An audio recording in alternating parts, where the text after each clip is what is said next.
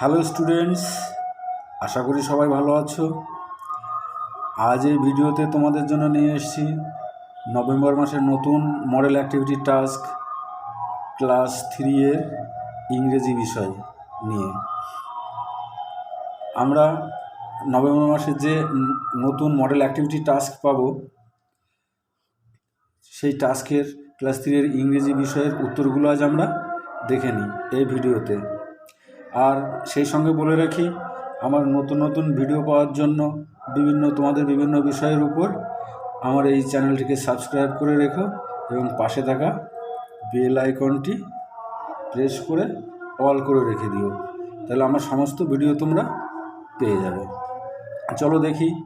এক দেখে বলছে read the following passage and answer the questions given below. এখানে প্যাসেজটা পড়তে হবে, চলো প্যাসেজটা পড়ে নিই। We use water for different purposes. আমরা বিভিন্ন উদ্দেশ্যে আমাদের জল ব্যবহার করে থাকি। We collect from various sources. আমরা বিভিন্ন উৎস থেকে জল পাই। Children use water for washing their hands at school. শিশুরা স্কুলে তাদের হাত ধোয়ার জন্য জল ব্যবহার করে। For household activities we gate water from tubewell. আমাদের বাড়ির কাজের জন্য যে সমস্ত জল দরকার হয় তা টিউবওয়েল থেকে আমরা পাই।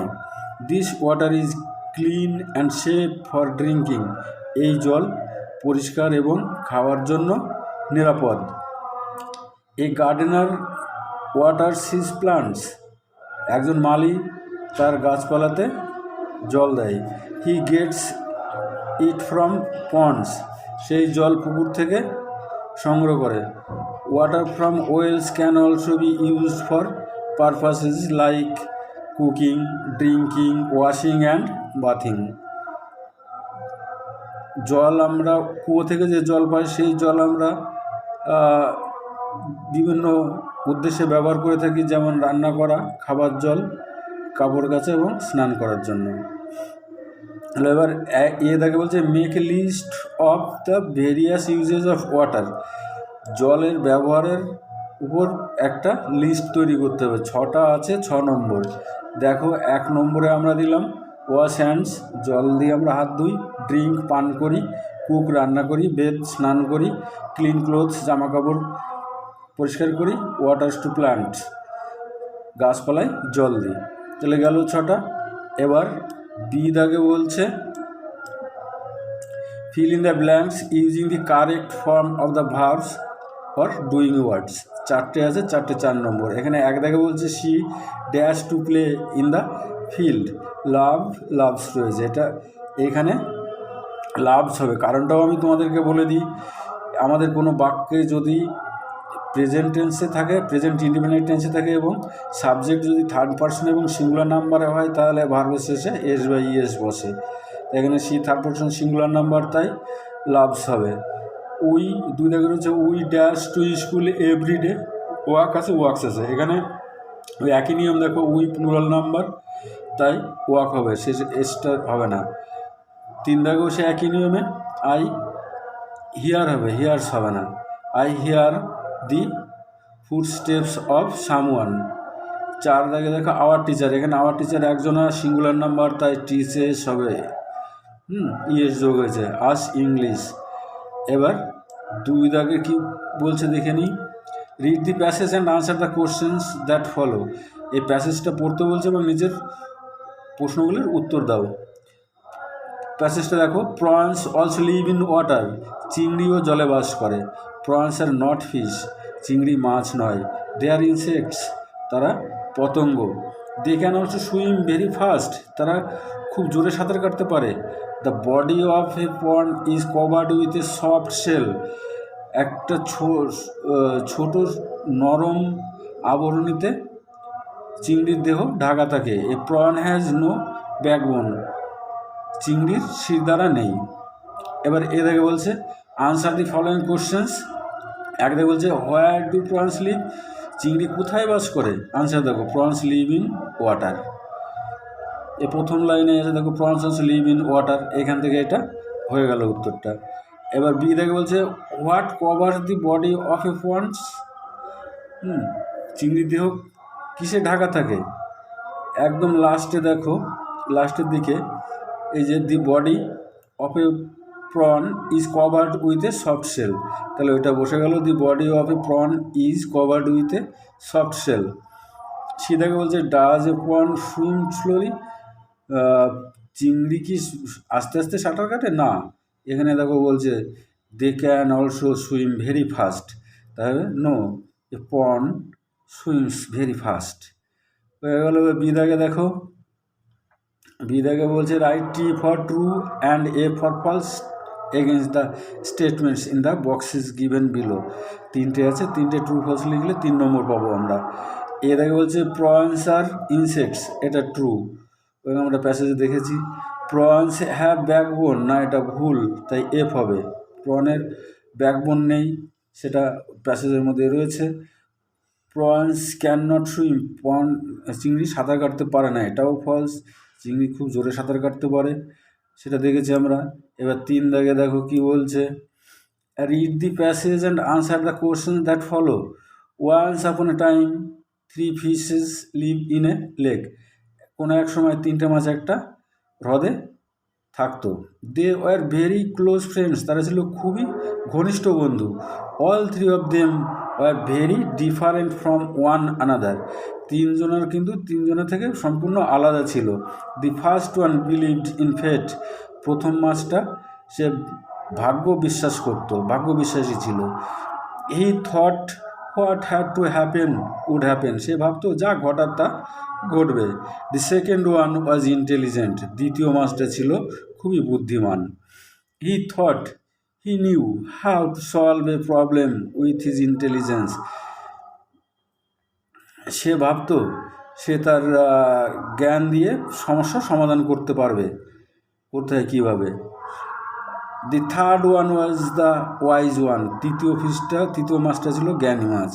হি thought long before taking any action, সে কোনো কিছু করার আগে অনেকক্ষণ ধরে চিন্তা করতো, ভাবতো। চলো এবার প্রশ্ন দেখে নিই।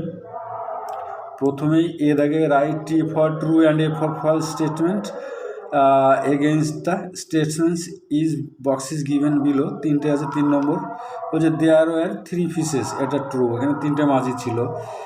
দি fishes lived in a river, মাছগুলো নদীতে বাস করতো, না এটা ভুল, এটা লেকে বাস করতো, তাই ফলস হবে। দি ফিশেস হেটেড ওয়ান আনাদার, না এটা একে অপরকে ঘৃণা করতো না, এটাও ফলস, কারণ তারা ছিল খুব ক্লোজ ফ্রেন্ড,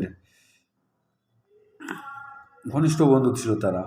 এবার বি দাগে বলছে আনসার দ্য ফলোইং কোশ্চেন্স। এ দাগে হুইচ ফিশ ওয়াজ ইন্টেলিজেন্ট, কোন মাছটা ছিল বুদ্ধিমান? উত্তর দেখো the second fish was intelligent, দ্বিতীয় মাছটা ছিল বুদ্ধিমান।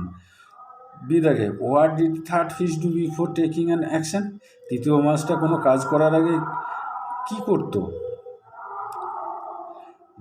উত্তর দেখো the third fish thought long before taking an action, কোনো একটা কাজ করার আগে তৃতীয় মাছটা অনেকক্ষণ ভাবতো। সি দেখে what did the first fish think, প্রথম মাছটা কি ভেবেছিল, ভাবতো।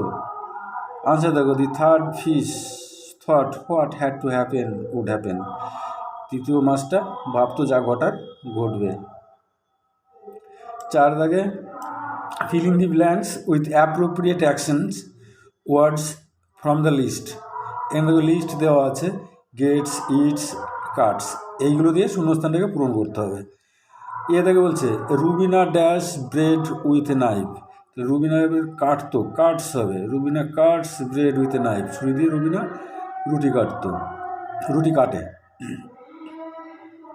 সি দাগে এটা সি হবে না, এটা বি হবে, হ্যাঁ দাগ নাম্বারটা বলেছে বি হবে। দি আর্থ ড্যাশ লাইট ফ্রম দি সান, তো এখানে হবে গেট আছে, এই গেটসটা হবে, সূর্য থেকে পৃথিবী আলো পায়, এটা সি হবে। এটা লায়ন ড্যাশ ফ্লেশ, তার মানে ইটস হবে, সিংহ মাংস খায়, হয়ে গেল। তারপরে 5 দাগেরটা দেখো fill in the table by correctly adding d or ed to the words, এই 4টা পূরণ করতে হবে ডি এবং ইডি দিয়ে, যেখানে যেটা হয় এ নাও মানে বর্তমানকাল, দেন মানে এটা হচ্ছে অতীতকাল। আস্ক ইডি যোগ করে আস্কড হবে। টার্ন এর সঙ্গে ইডি যোগ করে টার্নড হবে। স্মাইল এর সঙ্গে শুধু ডি যোগ হবে, স্মাইলড। লাফ এর সঙ্গে ইডি যোগ হবে, লাভড। হয়ে গেল। তারপরের প্রশ্ন চলো, বলছে write 4 sentences on the bird you like, use the following points. এই নিচের পয়েন্টগুলো দিয়ে তুমি কোন পাখি পছন্দ করো এই বিষয়ের উপর 4টে বাক্য লিখতে বলছে। পয়েন্ট দেখো, নেম অফ দ্য বার্ড, প্রথমে আমরা পাখির নাম দেবো, তারপরে হাউ ইট লুকস, এটা দেখতে কেমন, হোয়াট ইট ইটস, এটা কী খায়, হোয়াই ইউ লাইক ইট, তুমি কেন এই পাখিটাকে পছন্দ করো। দেখো তাহলে আমরা 4টে বাক্য লিখেছি, আমরা একটা হেডিং করেছি দি বার্ড আই লাইক, হেডিংটা গেল, এটা মোট 5 নম্বর আছে। দেখো আই লাইক প্যারট, আমি টিয়া পাখি পছন্দ করি। It's body is green and বিক ইজ রেড, এর দেহটা হচ্ছে সবুজ রঙের এবং ঠোঁটটা লাল রঙের। Parrot it's fruits, nuts, seeds etcetera, টিয়া পাখি ফল, বাদাম এবং বীজ খায়, শস্য দানা খায়। I like parrot because it can talk like human, আমি টিয়া পাখি পছন্দ করি কারণ এটা মানুষের মতোই কথা বলতে পারে। এই ছিল তোমাদের প্রশ্ন, সমস্ত প্রশ্নের উত্তর হয়ে গেল। তোমরা অপেক্ষা করো, আর কিছুদিনের মধ্যেই এই নভেম্বর মাসের অ্যাক্টিভিটি, মডেল অ্যাক্টিভিটি টাস্ক পেয়ে যাবে, তখন তোমরা এই উত্তরগুলো করে রেখো। তার আগে তোমরা দেখে রেখো। এখানে শেষ করছি।